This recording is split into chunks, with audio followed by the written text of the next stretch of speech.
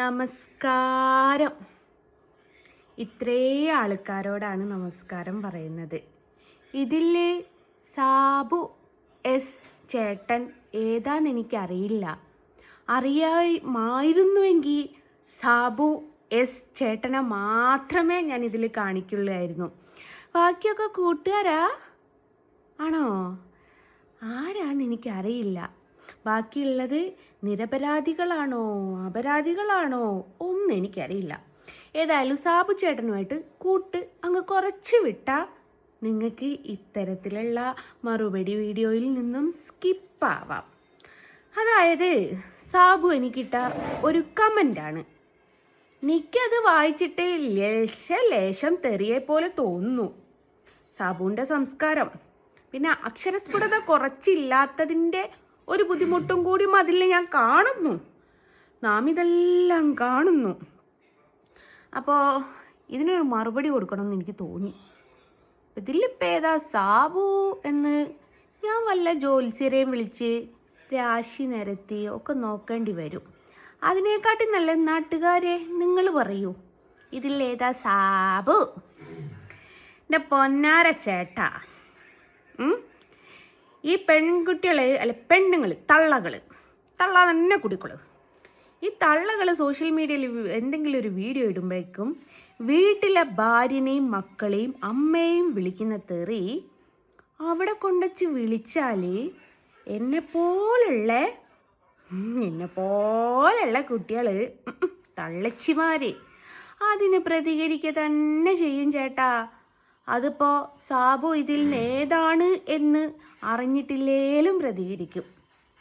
അപ്പോൾ സാബുവിൻ്റെ കൂട്ടത്തിലുള്ള ആൾക്കാരോടും പറയാണ്, നിങ്ങളുടെ കൂട്ടുകാരൻ വളരെ നല്ലവനാണ്. ഇതേപോലൊരു കൂട്ട് കിട്ടാൻ നിങ്ങൾ വളരെ ത്യാഗം ചെയ്തിരിക്കുന്നു. അപ്പോൾ ചിലരിപ്പോൾ ചോദിക്കും, എന്തിനാണ് ഒരു നിരപരാധിയെയും കൂടിയും അപരാധിയാക്കി എന്നൊക്കെ ചോദിക്കാൻ വരും. ഇതിലങ്ങനെ ഒന്നും തോന്നേണ്ട ഒരാവശ്യമില്ല.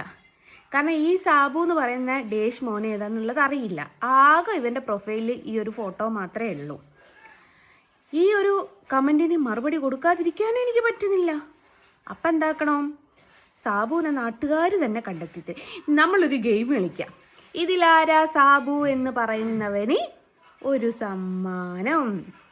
ഇനിയിപ്പോൾ അഥവാ സാബുവിൻ്റെ സുഹൃത്തുക്കളുടെ ഫാമിലിയും ഫ്രണ്ടും നാട്ടുകാരൊക്കെ ഇത് കാണുമ്പം അവർ കണക്കാക്കും, ഈ കൂട്ടത്തിൽ സാബുവിൻ്റെ സുഹൃത്തായിട്ടുള്ള ആരുടെയെങ്കിലും അയൽവക്കക്കാരോ കുടുംബക്കാരോ കൂട്ടുകാരൊക്കെ കാണുമ്പോൾ ഈ സാബുവിൻ്റെ കൂടെ കൂട്ടുകെട്ടുന്നത് നല്ലതാണോ മോശമാണോ എന്നും കൂടിയുള്ളത് അവർ തീരുമാനിക്കട്ടെ. ഏതായാലും സാബു ഇപ്പോഴത്തെ ഹൈടെക് കാലഘട്ടമല്ലേ, ഇത്രയും സ്ഫുടത ഇല്ലാതെയാണോ നീ ഒരു കമൻ്റ് ഇടുന്നത്? ഏതായാലും ഈ കമൻ്റ് എന്തെന്നാണ് എന്നുള്ളത് ഞാൻ ഡിക്ഷണറി എടുത്ത് നോക്കി.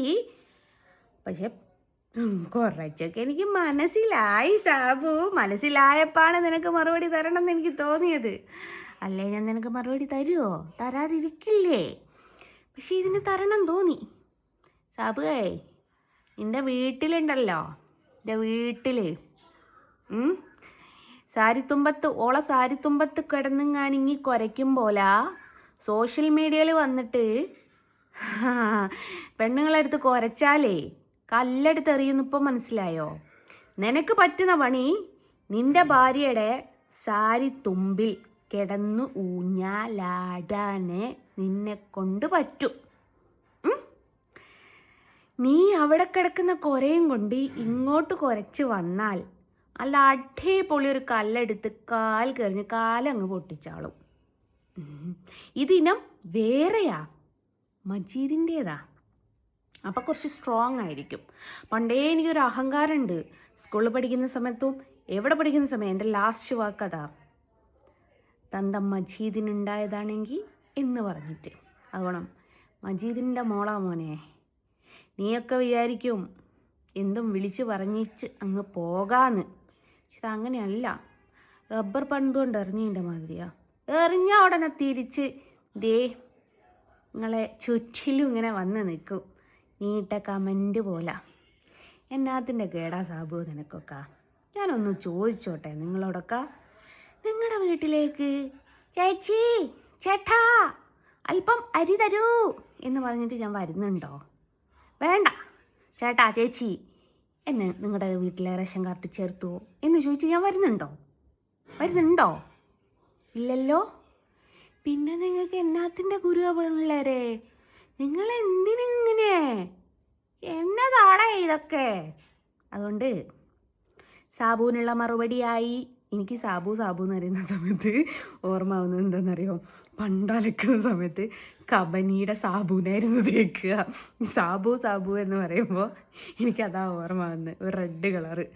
ഉമ്മ സാബുവും തീർന്ന് ഒന്നെടുത്ത് തരുമോ എന്ന് പറയുന്ന ഒരു ഓർമ്മ. അതുകൊണ്ടാട്ടോ ഉള്ളിൻ്റെ ഉള്ളിൽ ചിരിച്ചു പോണത്. അപ്പോൾ സാബു ചേട്ടായിയേ മറുപടി ഇഷ്ടമായി എന്ന് വിചാരിക്കുന്നു.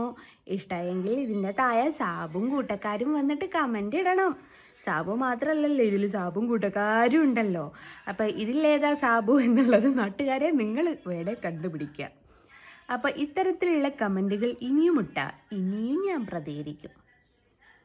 ഇവരെയൊക്കെ പേരിൽ കേസ് കൊടുക്കാൻ പോയി, അവർക്ക് തെളിവ് കൊടുത്ത് അത് കേസായി ഫയലായി കോടതിയിൽ പോയി വിസ്താരം നടന്ന് ഇങ്ങനെ ഇതാക്കുമ്പോൾ ഒക്കെ ഇവർ പിന്നെയും ഇതിങ്ങനെ ഇട്ടുകൊണ്ടിരിക്കും. ഇതെടുത്ത് നമുക്ക് പുറത്ത് ഇങ്ങോട്ട് കാണിക്കാം, നമുക്ക് പറയാനുള്ള മറുപടി ആയിട്ട് പറയാം. അവർക്ക് പറയാനുള്ളത് അവർ പറയുന്നുണ്ടല്ലോ, അതല്ലേ ചെയ്യുന്നത്. നമ്മളൊരു വീഡിയോ ഇടുന്ന സമയത്ത് അവർക്ക് പറയാനുള്ള ഒരു സ്പേസാണ് കമൻറ്റ് ബോക്സ് എന്ന് പറഞ്ഞിട്ട് അവർക്ക് നമ്മൾ കൊടുക്കുന്നത്. ആ കമൻറ്റ് ബോക്സിൽ അവരൊരു അഭിപ്രായം പറയുമ്പം അതിന് മറുപടി പറയുക എന്നുള്ളത് നമ്മുടെ ഉത്തരവാദിത്തമാണ്. ആ ഒരു ഉത്തരവാദിത്തമാണ് ഞാൻ കാണിക്കുന്നത്. അപ്പോൾ അവർക്ക് പറയാനുള്ളത് പറഞ്ഞു, ഞാൻ കേട്ടു കണ്ടു. എനിക്ക് പറയാനുള്ളതും കൂടിയും സാബും കൂട്ടക്കാരോടും കേൾക്കണ്ടേ? അതുകൊണ്ട് ഞാൻ നിയമവശം വിട്ടേച്ച് ഇപ്പം ഡയറക്റ്റ് മറുപടി കൊടുക്കുന്നത്. അവർ നമ്മളോട് പറയുമ്പം നമ്മൾ തിരിച്ച് നമുക്കെന്താണോ നമ്മുടെ സൈഡിൽ നിന്ന് പറയാനുള്ളത് അതങ്ങ് പറഞ്ഞേക്കണം. പിന്നെ കുത്തിയെ നുള്ളിയെ പിച്ചിയെ മാന്തിയെന്നൊന്നും പറഞ്ഞ് മോങ്ങാൻ നിൽക്കരുത്. അത് സാബുനും കൂട്ടക്കാർക്കും ശരിയാവില്ല, മോശമായിരിക്കും. അപ്പം അങ്ങനെയാണ് എൻ്റെ സാബു അട്ടാ സാബുവും തീർന്ന് ആ ഒരു ഇത്. അപ്പോൾ ഏതായാലും നീ ഇനിയും കമൻ്റ് ഇട് ചാബുവോ, നീ ഇനിയും മറുപടി ആയിട്ട് വരുന്നുണ്ട്. അപ്പോൾ എല്ലാവരോടും ബൈ പറഞ്ഞിട്ട് ബൈ ഫ്രം ജസ്ന സലീം. വീണ്ടും സന്ധിക്കും വരെ വണക്കം. ഓക്കെ, അപ്പോൾ എല്ലാവരോടും ബൈ. ഓക്കേ.